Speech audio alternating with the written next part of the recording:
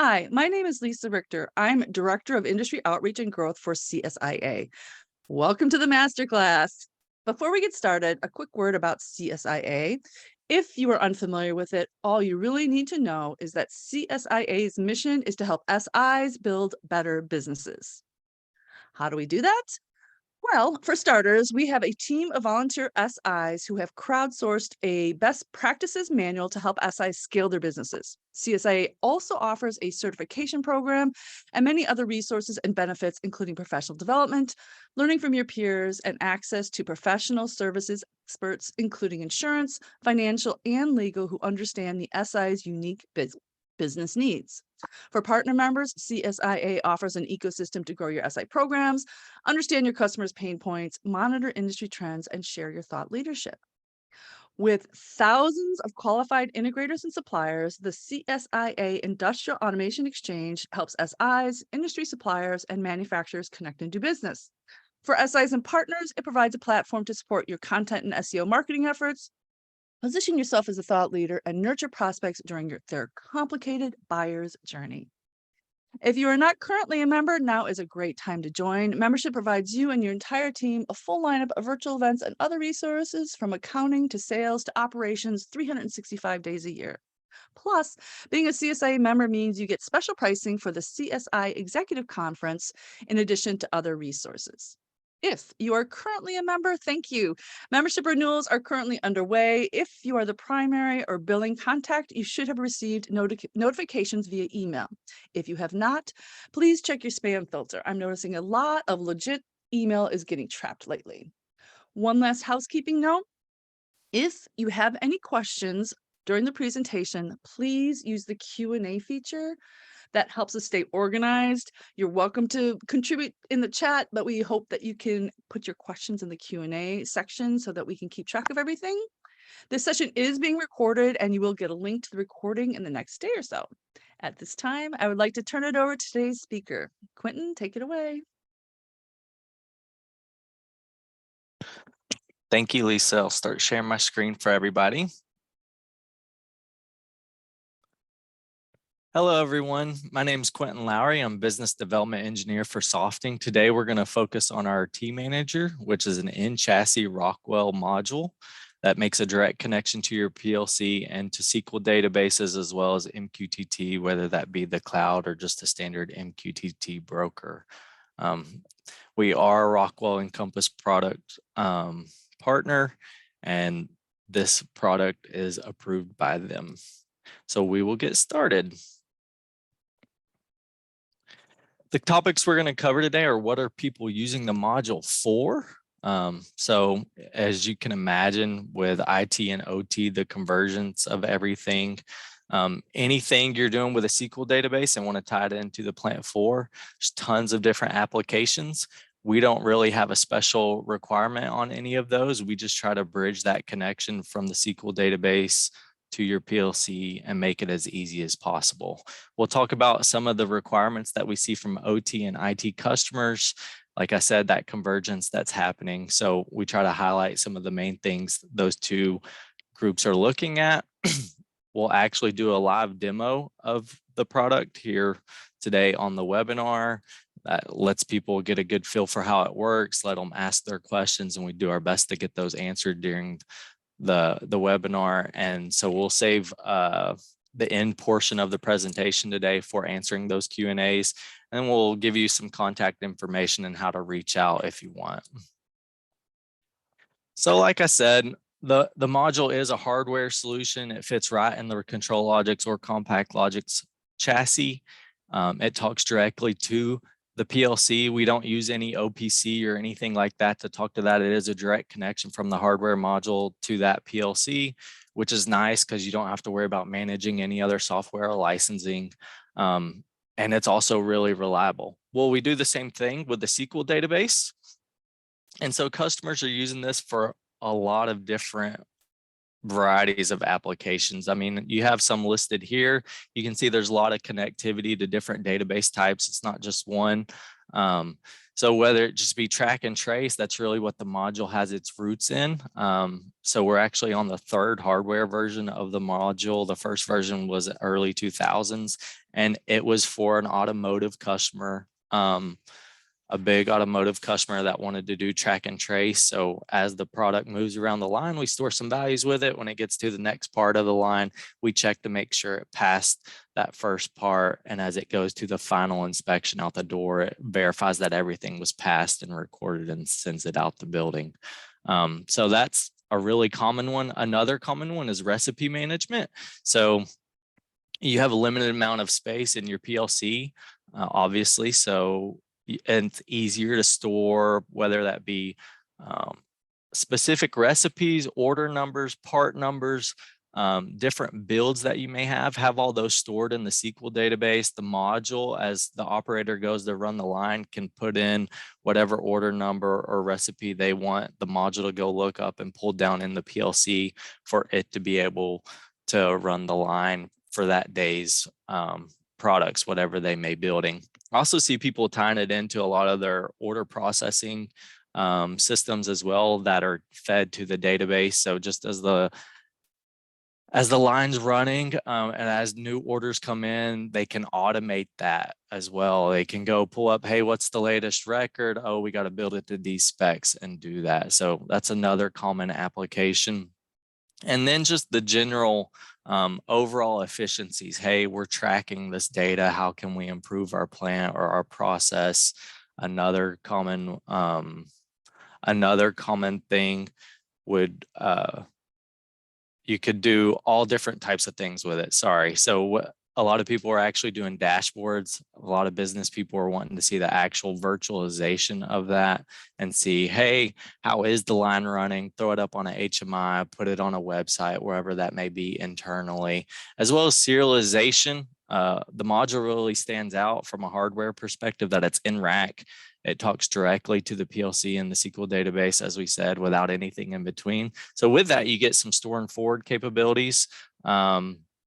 And so for serialization, where you can't really use that production data, food and bev, where you can't lose that data because you're required by the FDA, and same for pharmaceutical and aerospace, all those highly regulated industries, the module really shines in those because we do handshake with the SQL database and the PLC, and we can say, hey, we lost connection to the database, or this transaction didn't take place how it ought to have. Do we need to stop the line? Do we need to go back and rerun that specific transaction? Could be a lot of different things. So that's kind of where the module shines in these applications. But back to what I said earlier, the sky's really the limit. I mean, customers are using it for all different types of things.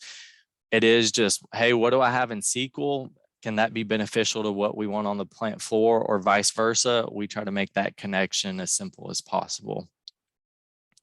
Some of the things we see from the OT and the IT side, like I said, where the module really shines is that, hey, it's a hardware module, it's in the rack, it's easy to manage. You can do backups and restores of it.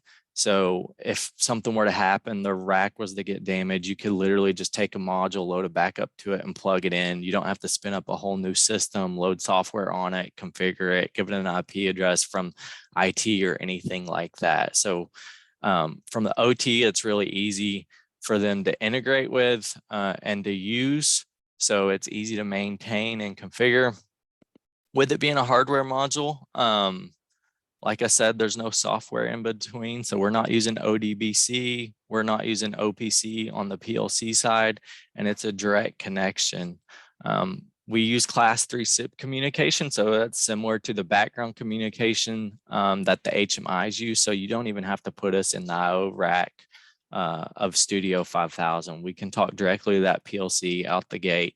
So, and that's really beneficial for those customers that I said are highly regulated, because, hey, the system's certified. We don't need to make changes because it's a huge pain to go back through and recertify anything. The module can just gather that data without you having to touch anything on your system that's already running.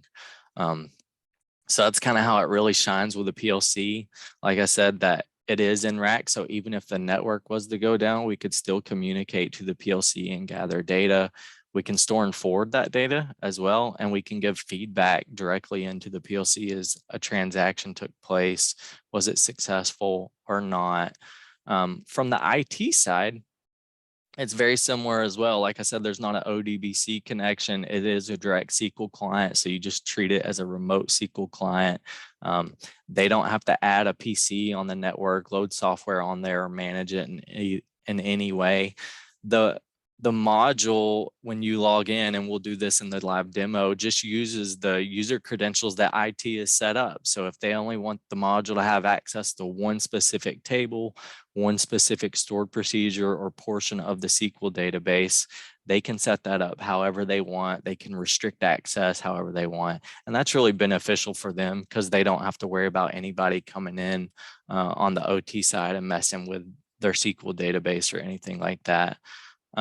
It does have SSL, TLS encryption for the connections to the SQL database, as well as for our UI that's used to drive it. And we try to keep it as simple as possible to configure on that side as well.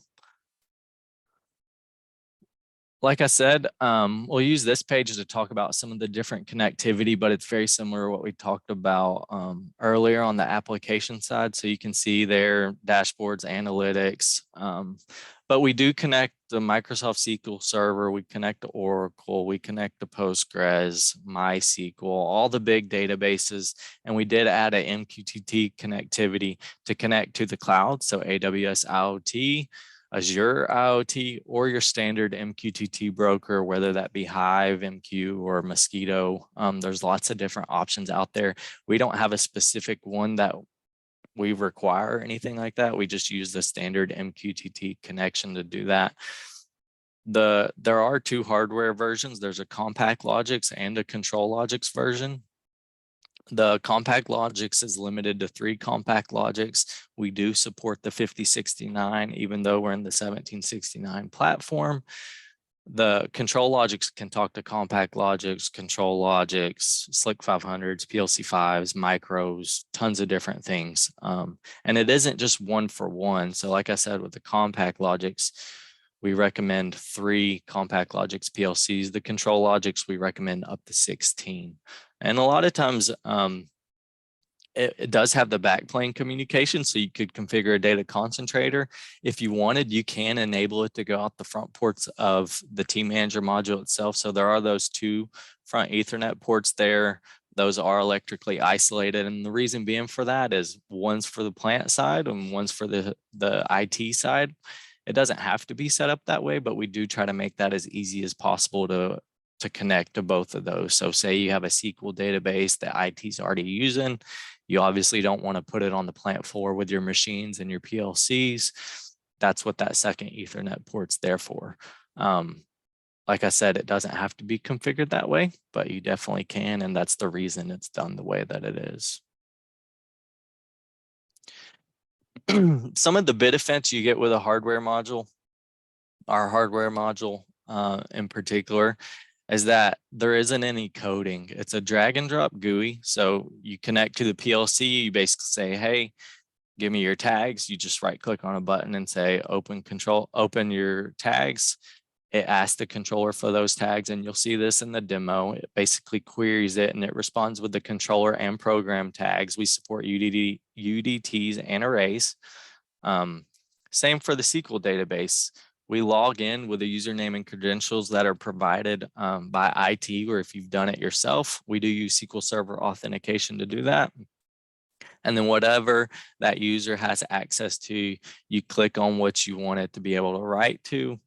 We query it, get the structure of those tables, and their columns, variable types, all that good information. And once you've set that connection up, you're ready to run a transaction. And that's what we'll do in this demo. So you can essentially just drag and drop from the map. Hey, I want these controller tags. I want to write to this part of the SQL database, connect them up, and then set it under what conditions you want that to take place.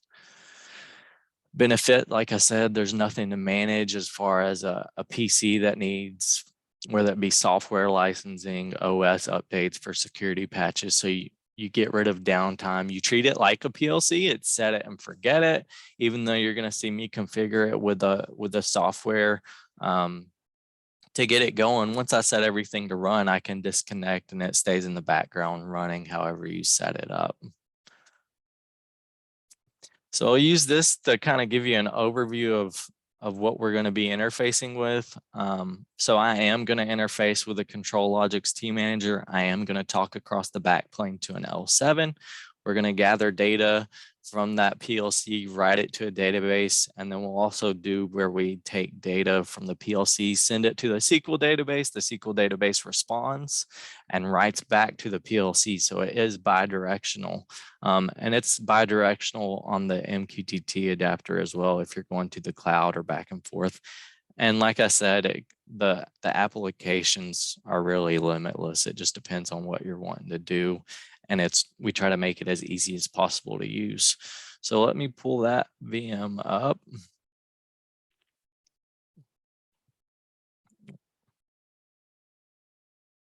Oh, sorry. Looks like my VM went to sleep. So give me just a second and I'll pull it back open.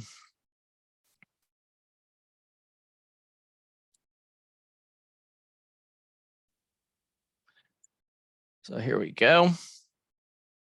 So that should look familiar. It's Studio 5000. So this is the controller we're going to be interfacing with. This is our SQL database, Microsoft SQL Server. It's by far the most common that we see people using. But like I said, we support other database types as well. And then this is our tManager. So you can see I have an application here. That's the only way to configure the module. It's a free download and install it however many times you want. You have to have a hardware module. So I was talking about those 2 Ethernet ports. You can connect to either one. It doesn't matter. Just use the username and password, hit connect, and then you essentially log into the module. So talking about store and forward, we're on the status page. You can see there's roughly 7 gigabytes worth of store and forward on this module. So it can store a lot of data if you're to lose connection. So that's a real good benefit to have for those critical applications. You can see that I haven't tied it in. I haven't tied in the AOP into Studio 5000, but if I wanted to, and we'll connect it in. If I wanted to, you'd get some feedback written directly to the PLC. So a needs attention bit, data's went into store and forward, or you can send some basic commands to it as well. And I'm not going to bore you to death going through all the settings of everything, but I will highlight on some of the things that people normally have to play with if they were to get a module in. So obviously, if you got one in, you need to change the IP addresses. So if I click on network, Ethernet IP, it can be DHCP or static on both of those Ethernet ports. If you're using any DNS gateways or servers, we can accommodate that. Pretty easy standard stuff. I would point out network diagnostics right here. This allows you to do pings and trace routes from the front ports of the actual hardware module. So not this VM that I'm logged in on, but the actual hardware that we're configuring. So that's a really nice commissioning tool to have if you're having trouble connecting to something. Another thing that's commonly used is the time management. So depending on your application, maybe your data isn't time critical. In most applications, you want to have a timestamp for when something took place. So with that being said, if you have an NTP server on the network like I do, the module can actually sync its time with those. And the reason I have multiple ones there is because if the first one's not available, it goes and tries the second one, the third one. So it's just like a redundancy built in. I have it set up to sync every hour. So as you can see here, this module every hour goes out to one of these. It tries the first one and it syncs its time with it. If it's not available, it would go the next one. For the PLCs that we're in rack with, we can actually push time to those PLCs as well. So we could be syncing with the NTP server, and then we could be pushing time to the PLC that's locally in that rack at the same time. So everything's playing off the same time source. A lot of times I'll see customers where they actually make their SQL server the NTP server. So that way you have your SQL server, tManager, and your PLC all using the same time source, and everything matches up. Sorry. but it's not required. It's useful. You can also see here in the time source, if you already have some type of mechanism set up for your PLC to where it's getting its time, the tManager can sync its time with the PLC and it would be the time source in this case. I just point that out because it's something that's commonly used. Licensing, you shouldn't have to worry about anything. It should come licensed with whatever you need as far as database type. You can't order one without a license, so nothing to worry about there. There is a system and audit log that can be useful for integrators and end customers. We also have OEMs as well that use this. So you can define a specific username and password for you, for your end user, for maintenance, however you wanted to set it up. And all the changes that take place on that module are stored in the audit log. There's not a way to get rid of that once it's written. And if, like I said, for those more critical systems, you can have all the logs exported via FTP or SMTP, so a file transport or the email server. So I would point that out because it can be beneficial. I would say it's not something that's used often, excuse me, but it can be beneficial in certain scenarios, so I'll point that out. We do occasionally come out with updates. Our latest ones, when we added support for the PostgreSQL database, that's an open source database. So they're continuously improving the module from that aspect and adding new features. Typically, if you have your database connection set up, you have your PLCs, and you get the transactions going, as long as you're not making changes, there's no need to do an update. Like if you're running SQL Server 2012 or something really old and you're going to SQL Server 2022, maybe you do need to do a firmware update to do that. Or like I said, if we added connectivity to a different database type, you would need to do that. But there's not really a need to. So that is something that I would point out. It is very much like a PLC. You get your system in, get it running. As long as you're not making changes to anything, you can just sit there and let it run. You don't need to look at updates. But with that being said, changes are pretty easy. And you can just re-enumerate the database and the PLC to get those new tags if you wanted to add them. You can actually do this online and make those changes. So you do have usernames and passwords, like I said. You can configure users that have restricted access, for example. So if you wanted somebody to be a project viewer, but not actually be able to edit or change anything, you could create that type of user. So there's lots of little features like that that's built into the module over the years. As I said, it's been around for a long time. So for what everybody always cares about, those the projects. Let's get some transactions going and see how this thing actually functions. So under projects, you can see I don't have anything here. If I hit new, we'll just use the default name. And then when I double click on that guy, you can notice down here, it opens up a separate application called the project editor. So if I go to controller, define controllers, you can see it auto populates what's in rack with it.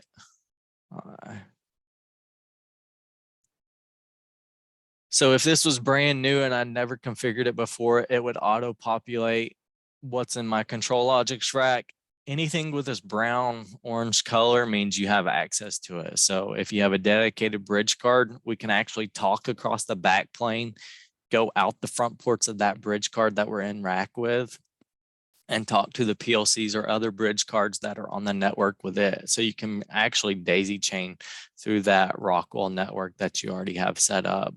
So I do have customers who have multiple bridge cards going out to different networks that are isolated from each other and gathering data that way. So I would point that out.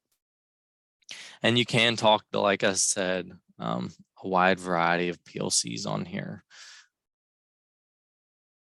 But if you're just going in rack, brand new, out of the box, plug it in, you see, oh, here's my L7. You simply right click on it, say configure the selected module, give it a name, just using the default name for my project, turns green. That means, hey, we successfully queried that controller. If I right click on it, say open tag list, there's the controller and program tags. Like I said, we do support UDTs and arrays. So there's no problems there. Pretty straightforward stuff. Next, you want to connect to the database. So if I come over here and go to database application, new database application, pick the flavor of database you want to talk to. Input the host name or the IP address. If you are using a host name, don't forget you need to put the DNS server back in there under the network settings that we did. Input the database name, username and password. And if I hit validate, that just lets me know, hey, there is a database called tManager on that host machine and I can log into it with those credentials. From there, where we essentially gather the structure of the database, we hit enumerate. I have access to these two groups on the database, DBO and EATM. So I select both of those. And then within those working groups, I have my tables, my views, my stored procedures that I have access to with this particular user. I'll hit select all. The module basically gathers those tables names, their column types, their variable types, and pulls that into the module to enable that drag and drop GUI.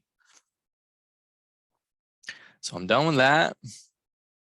And this, like I said, you can add multiple PLCs as well here, but I'm only playing with the one.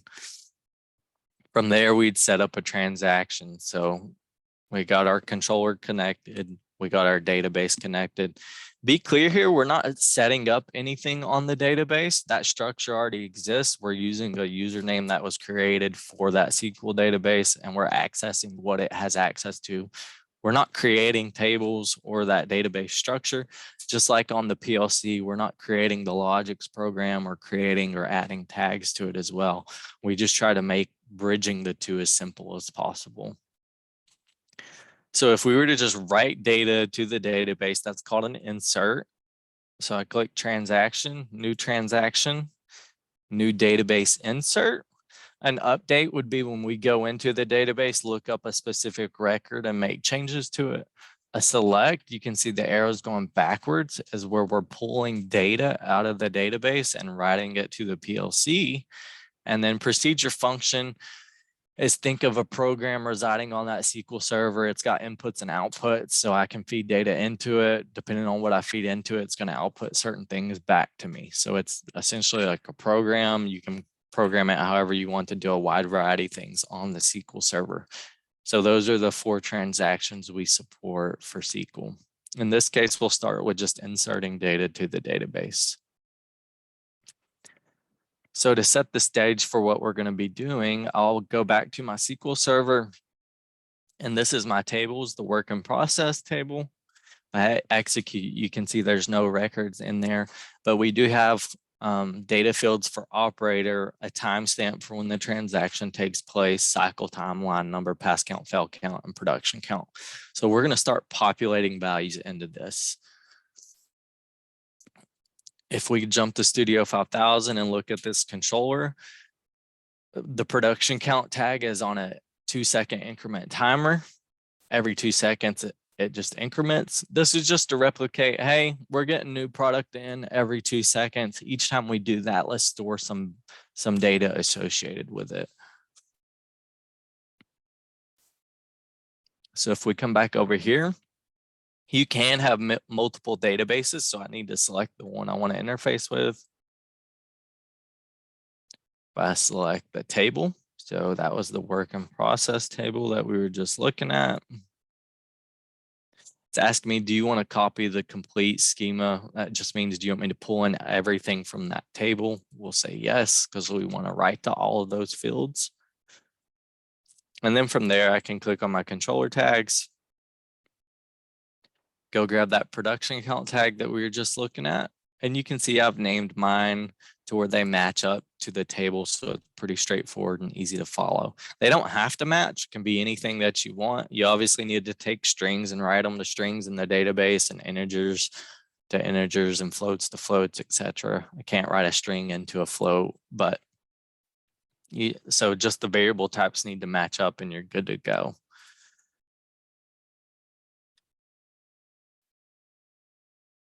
So pull those in there. It's pretty simple. If they were all together, I could actually shift highlight and drag the whole chunk in, but mine are spread out because it is in alphabetical order here.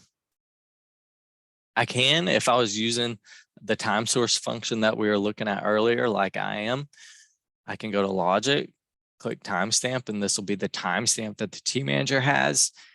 You can also take the time from the PLC. So if you are syncing something with that PLC clock and it's accurate, you can use a GSV instruction within the PLC and get that time and write it to the database. You can also add constants. So in this case, we'll just put Quentin in there for my name, and we have function blocks as well. So you can manipulate the data as it's going back and forth between the two. If you need to do some types of conversions, you can see integer to string, string to integer. Maybe in some cases it is some type of system that's certified and you can't make changes to it. This may be able to help you out. Same for the database. Maybe it's something that other resources are using and you can't manipulate it too much.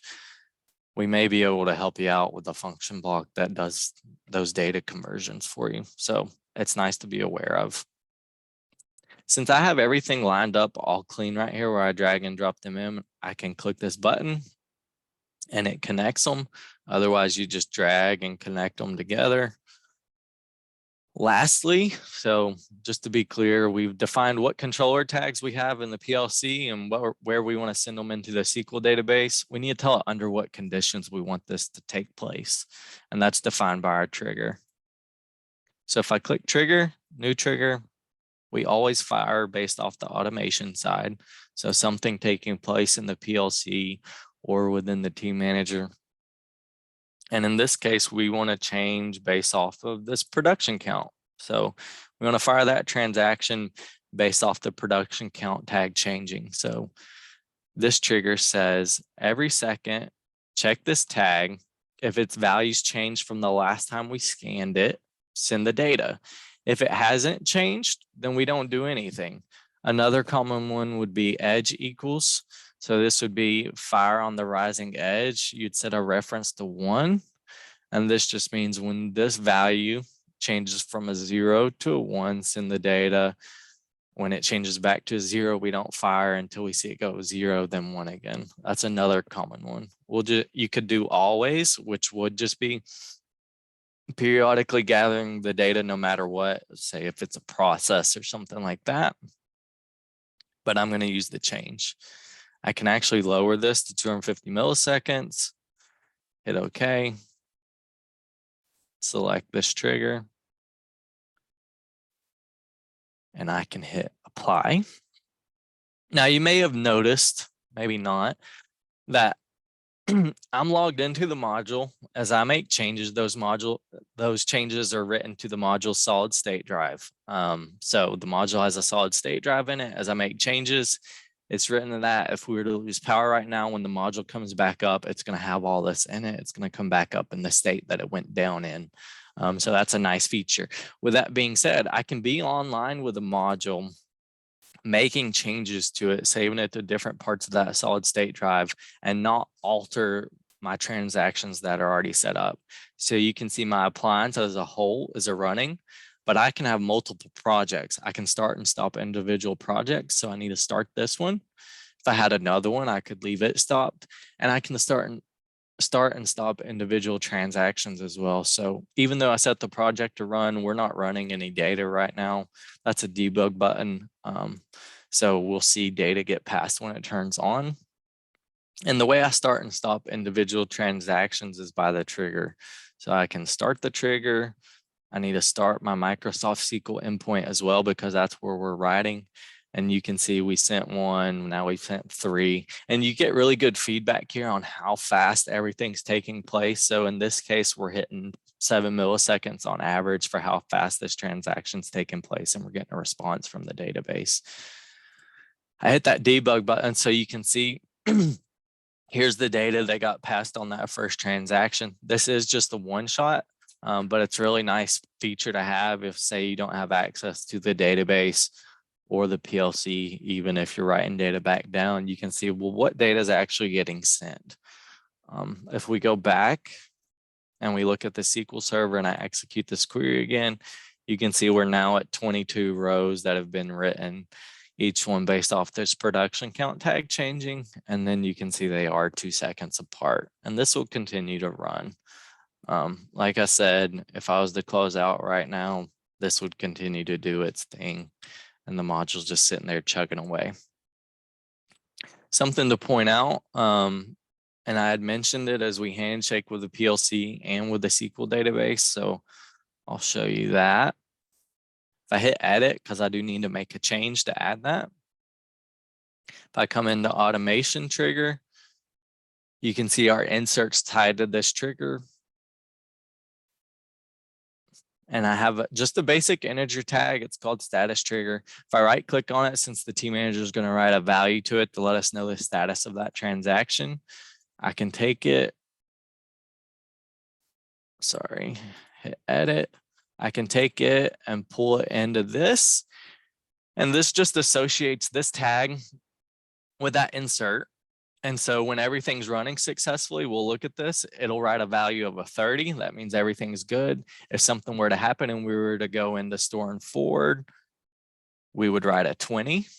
So since I made a change to this, I do need to restart it. Let me make sure that took. If I go to transaction management, so you can see it cleared our count out since we made a change to it. If we come now to Studio 5000, because we want that feedback locally in the controller, you can see we're writing a value of a 30. If I change it to a 0, next time it writes successfully, it updates it to a 30. So that's really nice level of feedback integrated into the controller, lets you know how your line's running, especially if you're storing data, right? But maybe you're updating records before you run the line. Hey, I want a new recipe. I want a new order number. Did I update before I actually take place on this? We have an aerospace customer who's working with large volumes of metal, and as they're cutting and manipulating on that, they want to make sure that they've updated the record before they go to run that. Otherwise, they got to throw the product out because it's been done wrong. So you can see there's lots of benefits to that type of feedback. Just to show you how store and forward works quickly, if I come into the SQL database and I come up here and I pause the database, I need to stop the service on this VM machine. This will force us to go into store and forward. You can see now if we come back to the Studio 5000 that I'm now getting a value of a 20 to the tag. The 20 means we're in store and forward. If I was to jump over to my tManager and go to status, you can see we got an exclamation mark here. If we look at the endpoint, there's 7 messages in that queue. This is, now there's 11. This is just a 1 megabyte queue. So we're not even using hardly any of our store and forward. And it just gives you that feedback and lets you know what's going on. If we were to come back and resume service on the SQL database, and I got to start it again. We'll jump back over here. The module continuously will try to connect to the SQL database. Once it's in store and forward, I think it does it about every 30 seconds. So we'll see this turns green. It'll clear out the store and forward queue. So you can see it turned green, the queue got emptied. And if we look back, we're now writing a 30 again successfully to that tag, letting you know everything's working as it should. So that's the type of level, that type of granularity that you get for feedback into the PLC as far as how everything is running from the tManager's perspective.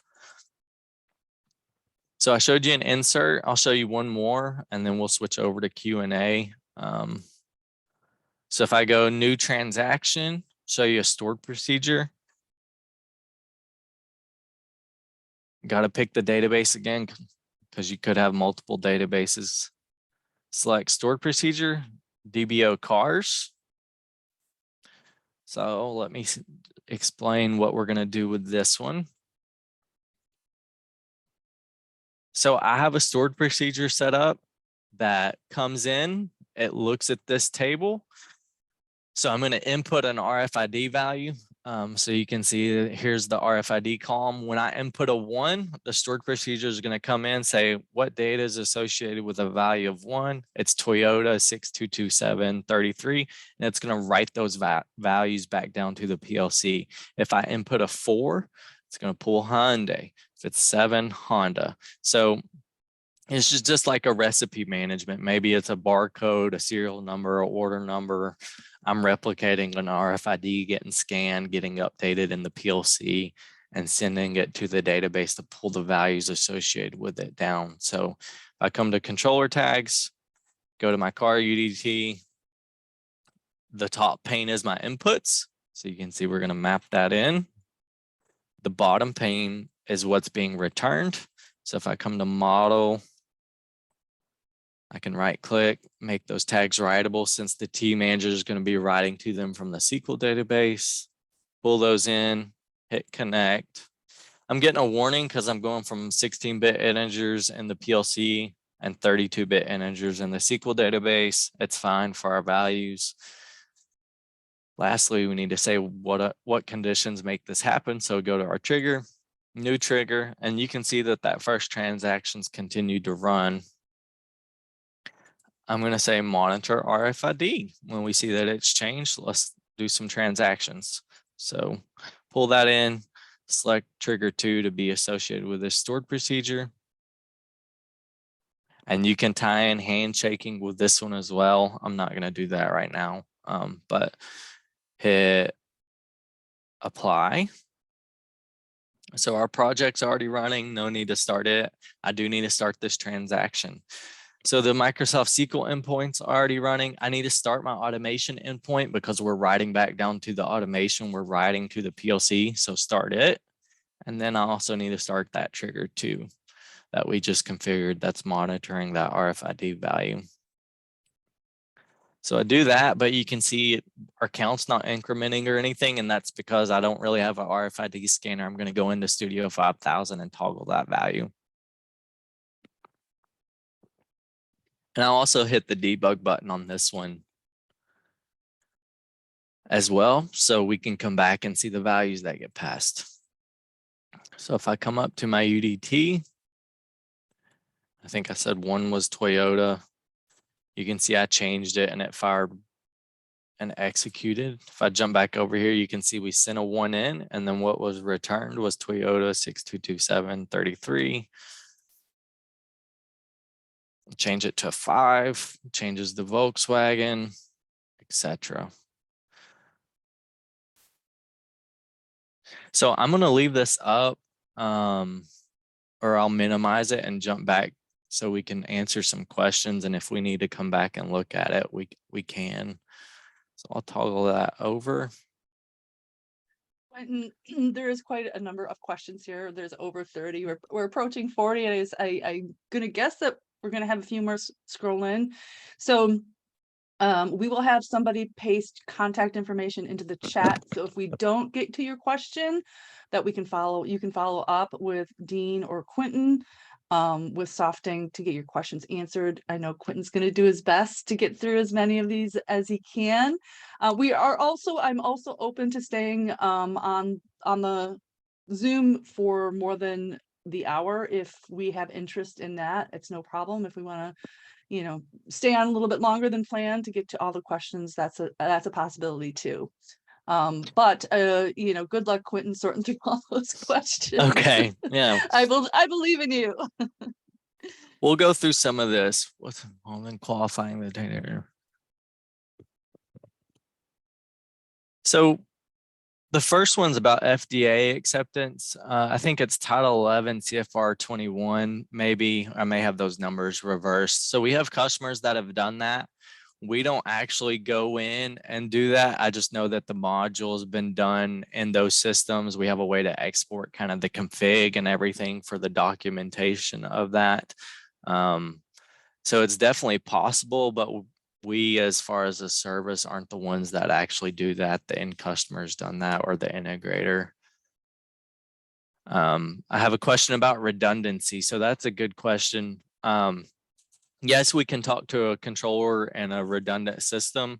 I wouldn't if you were to do it from a standpoint where you have a redundant rack and then a primary and a secondary, in that case, what I would actually do is put the tManager and not locally in the rack, even though you could, right? But what happens when this one shuts down and then the secondary kicks on? So the best way to do it would be, and depending on how you wanted to do it, you could spend 5 minutes talking about this in its own. You could put the tManager remotely in its own rack, and it's just going out via Ethernet IP instead of doing it across the backplane. When this one goes down and this one comes up to the tManager, it doesn't know a difference, right? Because it's doing everything IP based. You can have 2 tManagers in a rack as well. And if you are using that AOP, the controller has the power to turn one of those on, turn the other one off, set transactions to run versus the other one, and switch back and forth between those. So you could have 2 redundant racks, 2 tManagers, and a third rack, and they could control if the tManager was to fail. So it's not really an answer to your question as far as the tManager's redundancy. But like I said, if you have 2 redundant controllers, just put the tManager in a third location, and when one comes up or goes down, to us, it doesn't make a difference because it's using the same IP scheme. Let's see here.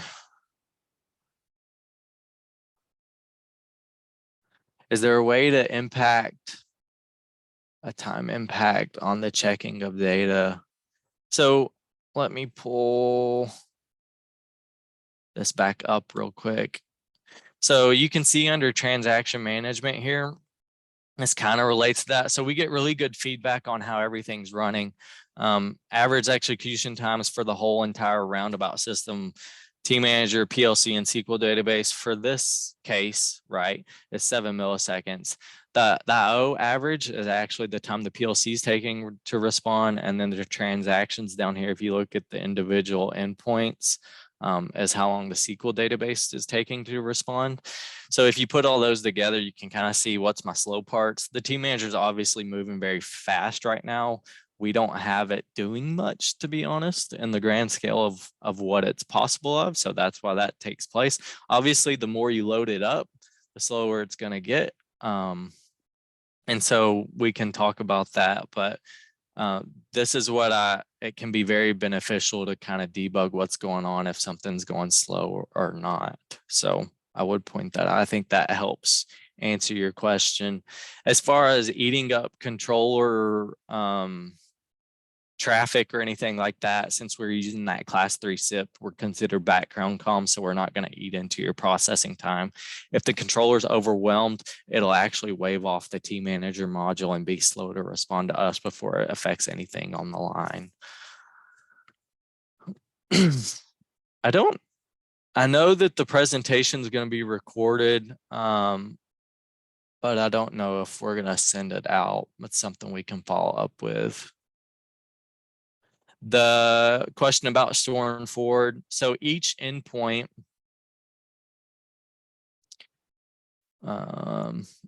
so under the database, I didn't go into the nitty-gritty details of store and forward, but I can have multiple endpoints. Each endpoint can have 200 megabytes, which is quite a lot. Most of the time that lasts days, if not weeks, for customers, unless you're just firing, hey, I got 300 tags and I'm sending it every second. It's probably going to last you a day or something like that. Don't quote me on that. I haven't done an evaluation in a while, but it's quite a bit. So I would point that out. How much data can it store for? That's a similar question. So it kind of relates back to what I said. It really just depends on how much data is being moved in each transaction and under what rate that transaction is taking place. So be happy to set something up if you had rough values of, hey, I'm sending 100 ints and I'm sending them every second. We could do something and see how long that store and forward would last. So just reach out to us on that. Expand on the 3 compact Logix or the 16 for control Logix. Yeah, so the compact Logix tManager is limited to 3 compact Logix only PLCs. So it can connect up the 3 controllers, interface to all those simultaneously. So I could have, like I just did here, with, although I'm talking to one control Logix, you could have 3 compact Logix. For the compact Logix tManager, it can talk to all those directly and then take data from each one and write it to the database all at the same time. The control Logix is, we recommend up to 16 for it at once. So one control Logix tManager can talk to 16 PLCs, gather data from those all at the same time, and write data to the database. Another way, like I said, if you're running into issues with that, would be create a data concentrator that's talking to your controllers, and then we just talk directly to the data concentrator. This was probably earlier. It can write to the PLC. We showed that. MicroLogix 800 is not supported. Its communications are a little bit different. I think we support 1100, 1400, and 1500. What is them? So the scan time for the periodic trigger that we set up, the lowest it can go is 250 milliseconds. There is a way to get under that. You can configure a SIP message instruction from the controller. This requires work on your part. You'd obviously have to code that SIP message instruction up in the PLC. It would send a message to the tManager telling it when to fire, and that's a way to get under that 250 millisecond scan time. I would recommend using the handshake that we talked about in this so that you get feedback. Hey, is my transaction finished before I fire another one? Let you know that type of information so that you can really dial in that system. So you can do that. I do have a customer who does round trips around 100 milliseconds. So it is a high-speed sorter system. Bar packages are coming under, barcode gets scanned, sent to the SQL database. SQL database responds and says, hey, this is going down chute 5A. So the PLC gets that. It knows to kick that package over. So it is running fairly quickly doing that. The whole thing with this is it's not just the tManager speed. You got to have the PLC being fast enough to respond, as well as the SQL database in time. Otherwise, you're going to run into issues. And a lot of times, if you are running into issues where the SQL database isn't keeping up, it's not going to be good to just keep running it, because you're just going to build that queue up more and more and more and more. So it is something that needs to be vetted pretty thoroughly before it actually goes into production. There isn't a sample program to download, like I said, with the module. As you go online with it, you make changes to that particular module. We can do exports, something I didn't cover and I should have, and I apologize for that. We can do exports, imports of projects. We can do backups and restores of entire modules. So you can do clones of the module. In case one was to get damaged, you could just load it back in, plug in the Ethernet ports, and it's good to go. We have a lot of OEMs as well and integrators who have very similar systems, right? They specialize and they're working on a particular type of machine and sending that same data out for the SQL databases. So they just take the transactions and you can export those and re-import them into other modules, so you don't have to configure all this each time. The store and forward function is the same in the compact Logix as well as the control Logix, and they have about the same amount of memory as well. This does not affect the scan rate of the PLC. Like I said, the PLC would wave us off if it's overwhelmed. Normally you're fine with the PLC. The only times I've seen instances of it being slow to respond to us is where there's a bunch of periodic tasks and they're jumping on top of each other. So if we make a request to the controller and then a periodic task comes up while it's fulfilling our request gets put on hold, that periodic task gets taken care of, it tries to respond to us, and then another periodic task comes back up, and it just keeps breaking that response to us, which will make it slow. And I've only seen that in the last several years that I've been here happen 2 or 3 times. So normally it's not an issue. I just showed where the SQL is writing to the PLC. Do note with that is that it's not the transaction still getting initiated from the PLC side. So in the stored procedure, something takes place on the PLC, we go run the stored procedure responds, and we write to the PLC. But we're not monitoring anything in the SQL database to where the SQL database is just pushing data on its own. It's always something happens from the PLC or the tManager that we then query the database and then write back down to the PLC.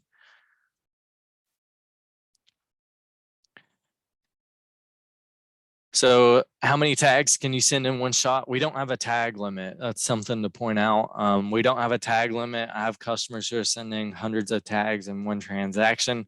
I would point out we do have a transaction limit. So it's a little bit different in some of the other solutions that are out there that are software based. Is you can put 100 tags, 200 tags in there. It is pretty cumbersome to manage when you do that. You got to have the structure on the SQL side for that to work. So definitely have customers who say, hey, I have this array I want to fill up. And once it fills up to 200 values, I want to send that data to the SQL database. Okay, well, you need something, whether that be a table with 200 columns or a stored procedure with 200 inputs that we can map all that data to and write it in. So that is something to point out. We don't have a tag limit on the PLC, or on the tManager. You can support multiple DB formats on the same module. That would get you into an additional cost to do that. But you can see here, I can support Oracle, Microsoft SQL, MySQL, lots of different things all on this one module. So Quentin, as a reminder, people can't see what the question is, so it might be helpful to read the question Oh, and then sorry. answer it. Yeah, I didn't no know problem. that. I think people are following along just Yeah, so fine. the question was, could you have multiple database types connected to one module? And the answer to that is yes. Can you connect through the backplane to configure? No, you always have to come in with our software and for the SQL communication through the front ports of the hardware module. We can do the PLC traffic and the PLC communication through the backplane and through a bridge card, but we do have to have, for the initial setup of the module, with the UI to come into the front ports of the tManager module itself. And the SQL communication doesn't get passed through the backplane or anything like that. It happens on the front ports of the module.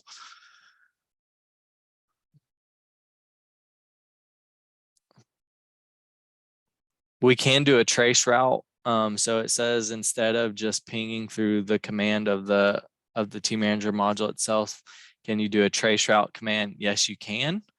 So back under that network diagnostics where the ping was, there was a trace route as some other options as well.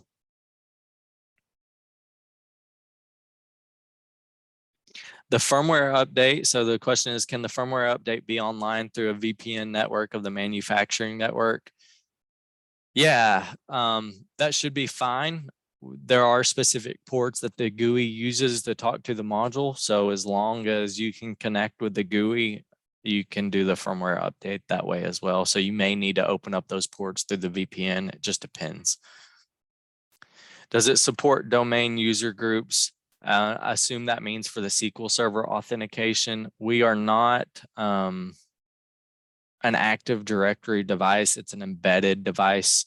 So we don't use Windows Active Directory, which I assume is what you mean by domain users groups. Or I may have that phrased wrong, but we do require SQL Server authentication to log into a SQL Server. Can the host provide data for a UDT array 10,000 long? Technically, it could. I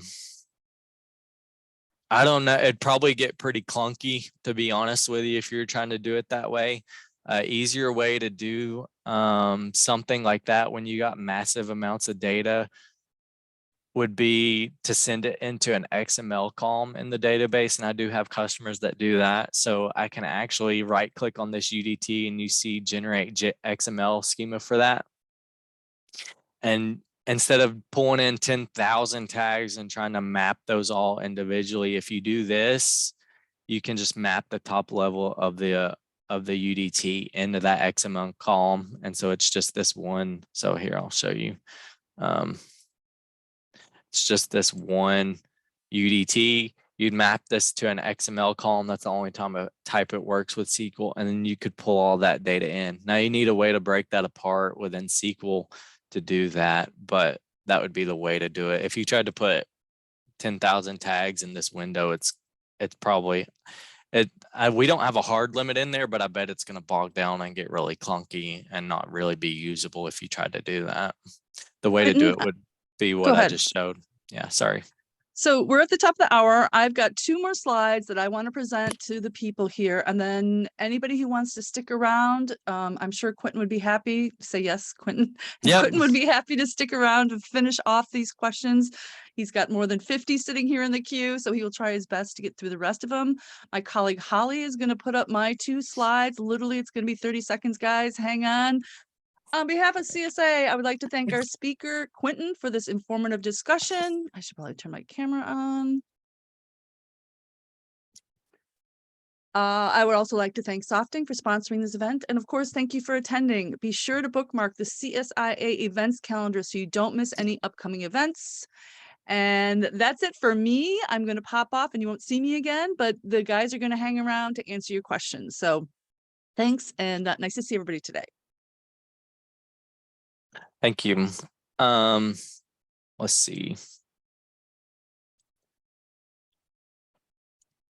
Next question we have, and I'll try to move through some of these.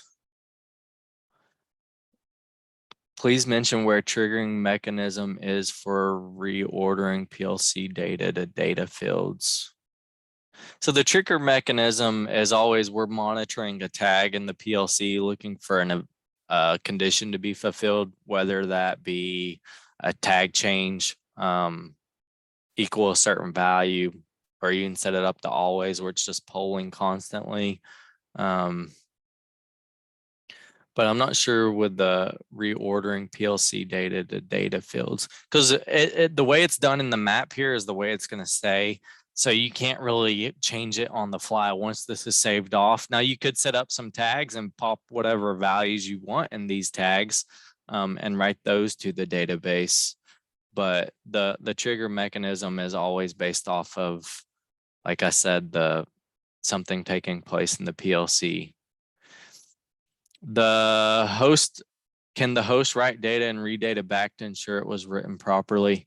No, it cannot. Not really a need to be honest, with the handshaking. So when we handshake with the PLC and with the database, we're confirming that it's received our message.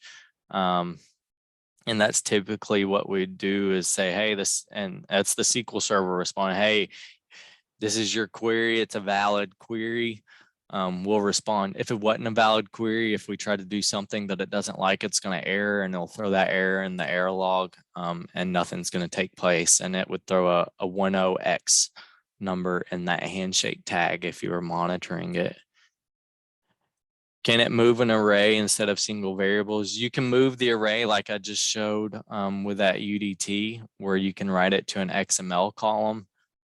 You would then have to break it apart. The neat thing is that you can take records from the database and write those to arrays in the PLC. So that's another option. We don't have a hard, it says how many DB connections does it support? We don't have a hard limit on DB connections. I know of customers who are connecting to 3 or 4 at the same time. I wouldn't try to do anything crazy, but there's not a hard limit built into it specifically for DB connections. The scan period, how fast can the scan period be without impacting data transfer? Like I said, that's 250 milliseconds. If you want to get under that, you need to do a SIP message instruction from the controller. We don't have a set maximum of tags per trigger. I covered that. The maximum store and forward size for each individual endpoint is 200 megabytes.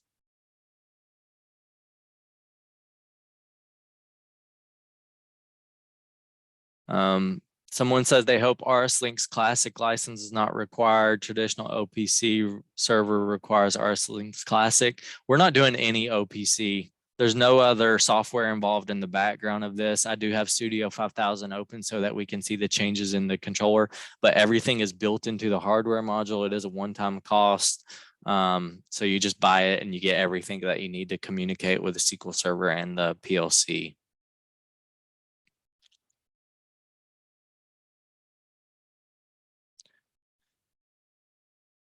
So, and this has already been covered. What happens if the tManager loses connection to the database server? If you have store and forward turned on, we store and forward buffer that data. And then once it reconnects, like I showed in the demo, it clears the queue on its own. Is there a rate to monitor the stored data that's transferred during an outage? As the store and forward queue fills up, and I didn't show this, you can set up an SMTP notification where we'll actually send an email that says, hey, we're in store and forward. Hey, the store and forward queue is 50%, it's 70%, 80%, 90%, and it's full. If you start dropping data because it's full and you're overriding it, you'd also get an email for that as well. So that's one way to do it.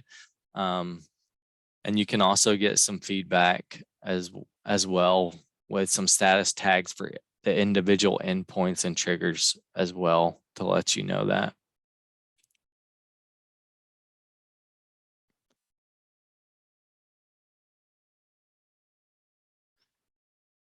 Somebody says the UI configuration would be nice as a web-based client. Yeah, the reason it's not is for security reasons. We keep it locked down for security purposes, and that's the reason it's done that it is. I'm by no means a cybersecurity expert, so I don't know which one's the best way to do it, but that's the reason it's done the way that it is.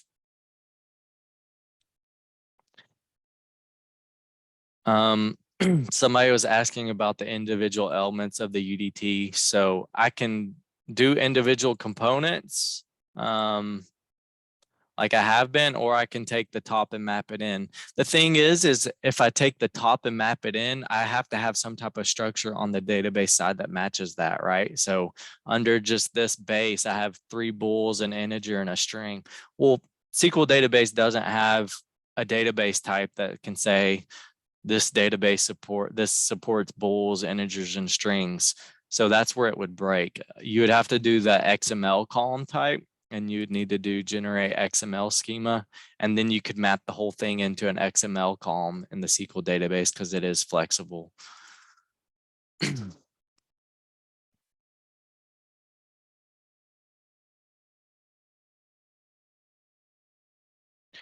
When you associate a PLC tag with a new trigger, how within the trigger description can you see which PLC tag is the trigger?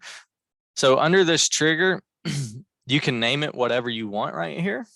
So if I wanted to say car RFID trigger or line 2 trigger, however you wanted to do it, you would have that name there, and then you could see it. Same for the procedure. If it's doing a specific application, name it whatever you want. I just use the defaults.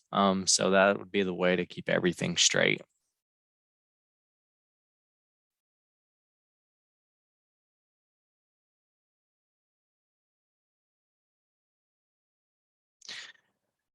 So similar to the basic trigger, is there a value that I can use as a handshake that changes its value between high and low after a successful transaction? It seems like the basic trigger is only a continuous 30 value. So the tManager is writing a 30 each time it's successful. It doesn't write a 0, then a 30, then a 0, and a 30, because once it completes that transaction, it writes a 30. 30 means it's completed. It doesn't reset itself. So if you would need to tie it into your program as far as when you're actually toggling the trigger. So you'd fire the transaction, see that it wrote a 30. You see that it wrote a 30, reset that tag to a 0, and then fire the transaction again. When it's successful, write a 30. It's meant to tie in not just as far as a status, but when to actually execute your transaction in the first place and let you know what's going on.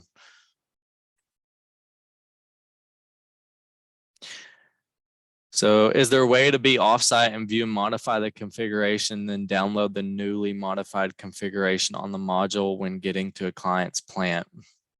You need a hardware module, and and to go online to make changes to it. There's not a file that you can change and then upload into the module for those changes, unfortunately.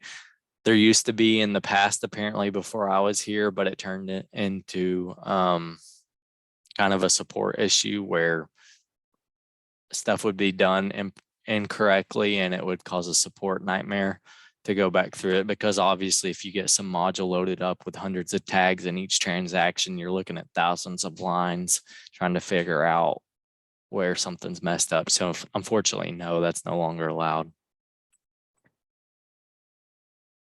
What is the impact on processors resources? We don't have one. Like I said, it's class 3 SIP, communicates on the background comms.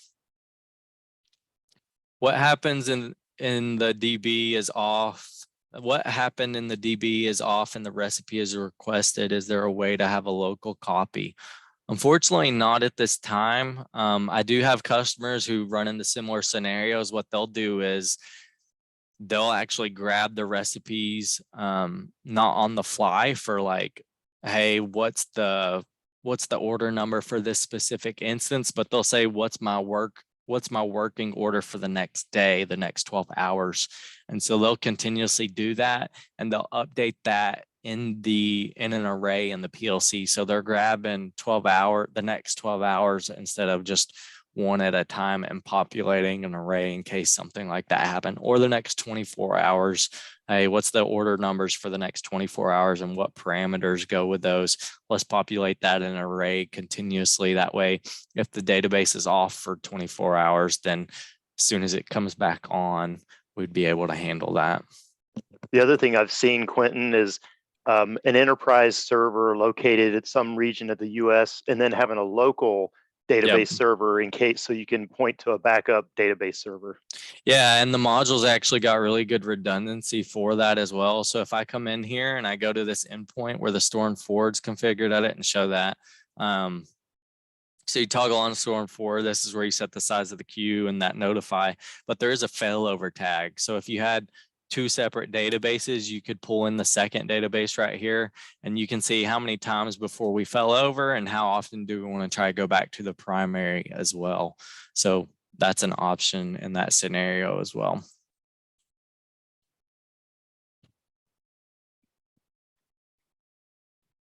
Does the module have to be on the same chassis where the processor resides? No, it can communicate via the bridge card or Ethernet IP out onto the network.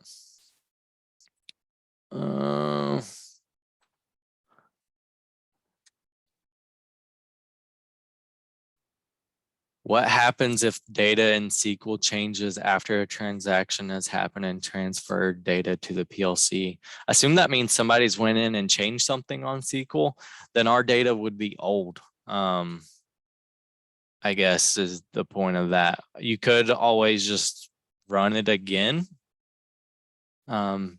If you suspect that's the case, and then it would have the accurate data. But like I said, we don't control the PLC or the SQL database, same as if somebody went into the PLC and changed tag values after we've already sent data. There's nothing we can really do about that.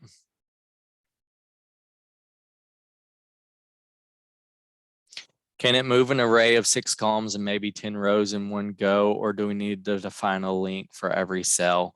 It can't write multiple rows at each time. You just have to fire this sequentially back to back to back as you process through that. It can read from the database multiple records and write that to an array in the PLC. So on the one direction, it can't take 10 values and insert them all as individual. I do have customers who have stored procedures that do that, right? I got 10 records and I want each one to be populated individually. Can I send them all at once? If you have a stored procedure that has all those, receives them, and then it breaks them apart and inserts them individually, the stored procedure can do that, but the tManager doesn't do that natively. It does natively look at the SQL table and say, I got these 20 rows. I have an array of 20 in the PLC. I can take that and write it all at once.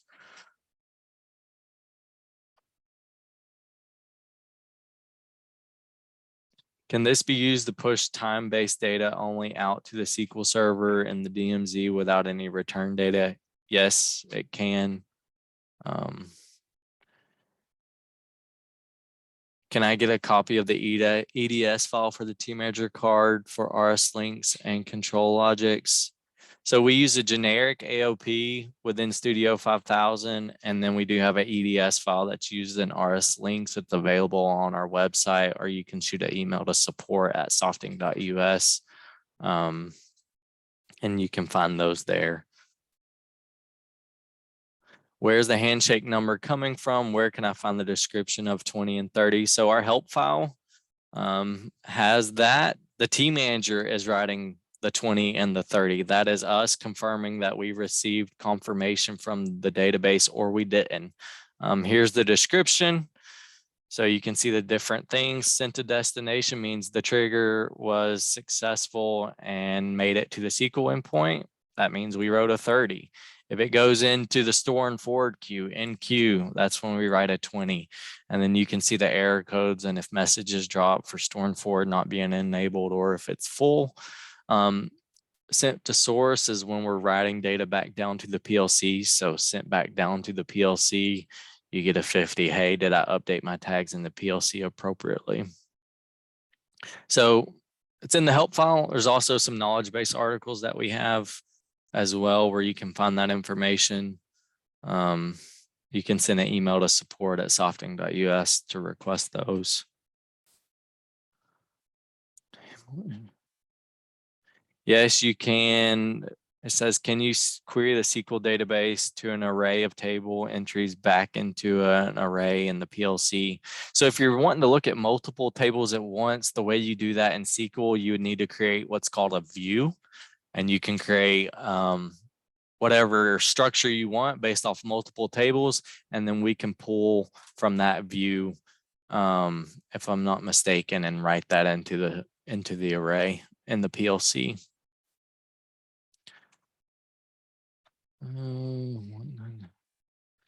I have a continuous emission monitoring system database on the PLC network. What do I need to move data into my PLC, SIMS manufacturer, etc.? Depends on what that SIMS database has actually got in the background and if we can get access to it. So it's similar with SAP. A lot of times I've seen SAP, it's like, hey, how can we interface with our SAP system? Each one of those is a case-by-case basis. Sometimes it's residing on a Microsoft SQL server.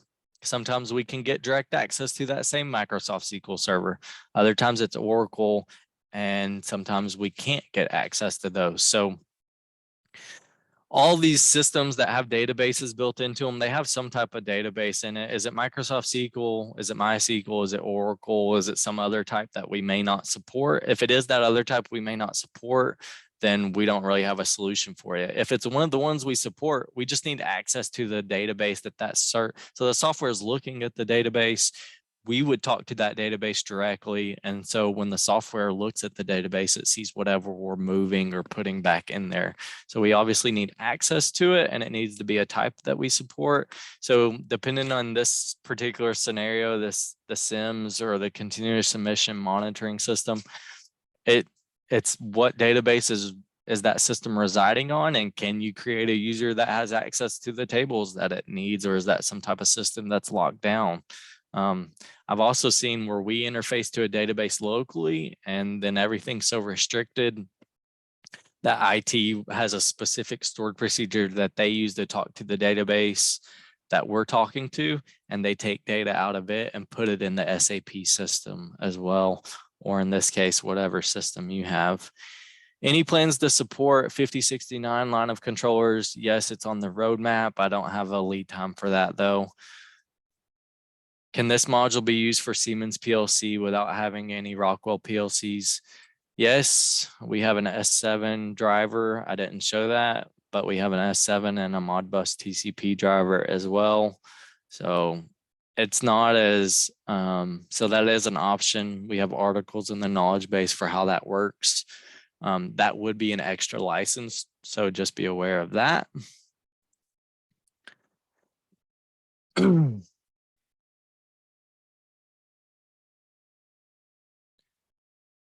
DB connection status continuously monitored and provided to the PLC, or only no connection status after running transactions.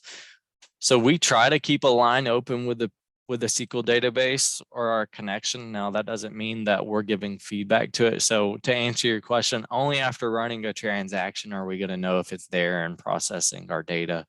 And I have had people set up just some basic little transaction that runs every second or two, and you can monitor that. What is the AOP needed for? The AOP is only needed if you want to populate these values and actually write commands to the PLC, commands to the tManager from the PLC. So you get status of how the module is running, a free running counter lets you know it's there and active. You can send some commands as far as starting, stopping projects, doing a restart of the module, etc. And that's when the AOP would be needed. You still got to come into the GUI and configure your transactions and everything, but that's what the AOP is used for. And I think that's it. Like, can you do indirect tag referencing? Not sure what that means. So we only look at the controller level and program level tags in the PLC. So some of your safety tags we may not get access to directly. Just say move the values or copy them to a different tag that we have access to. But we do look directly at the PLC itself. We're not looking at anything in the HMI or anything else. It's always a direct connection to the PLC, and we're looking at its controller and program tags. And I believe that is it for the Q&A. There's a bunch of stuff. You did an amazing job. I'm completely impressed with how you got through all those questions. Good job, Quentin. Thank you. Thanks everybody. Yes. Thanks everybody for hanging around after the hour. Really appreciate it. You will get an email with the recording, and the guys did put their contact information in the chat, so you're welcome to reach out to them with any other questions or to get some more information. But appreciate everybody attending today, and have a great day, everybody. Thank you. Thanks for setting it up. Of course.